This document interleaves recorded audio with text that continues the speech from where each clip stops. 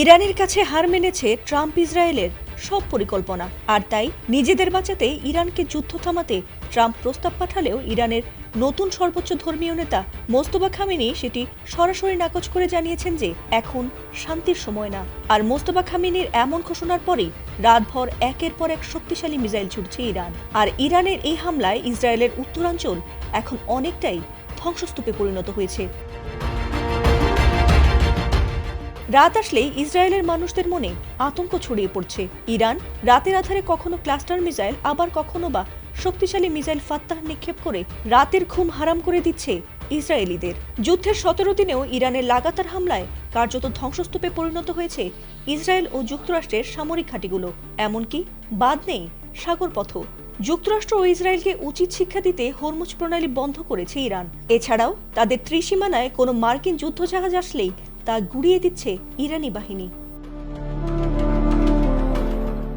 এছাড়াও ইরানিদের তাড়া খেয়ে ট্রাম্পের অত্যাধুনিক যুদ্ধজাহাজ আব্রাহাম লিঙ্কনও ভারত মহাসাগরের দিকে পালিয়ে গিয়েছিল বলে জানিয়েছে ইরানের বিপ্লবী গার্ড বাহিনী। আর এমন পরিস্থিতির মধ্যেই হঠাৎ যুক্তরাষ্ট্রের একটি পারমাণবিক শক্তিচালিত বিমানবাহী রণতরীতে আগুন লেগেছে বলে জানা গেছে। শুধু তাই নয়, সপ্তাহ জুড়ে সেই আগুন নেভাতে না পারায় দিশেহারা হাজার হাজার নাবিক। অনেকেরই ধারণা সম্ভবত ইরানের হামলায় আগুনে পুড়ে ধ্বংস হয়েছে যুক্তরাষ্ট্রের অন্যতম শক্তিশালী এই যুদ্ধজাহাজটি। যদিও এ বিষয়ে মুখ খোলেনি ইরান, তবে ইরানের কাছে আর বোধ হয় নিজেদের মান সম্মান খোয়াতে চান না মার্কিন প্রেসিডেন্ট ডোনাল্ড ট্রাম্প। আর তাই বিমানবাহী অত্যাধুনিক এই রণতরীর আগুনকে রীতিমতো যান্ত্রিক ত্রুটি বলে প্রচার করছে যুক্তরাষ্ট্র।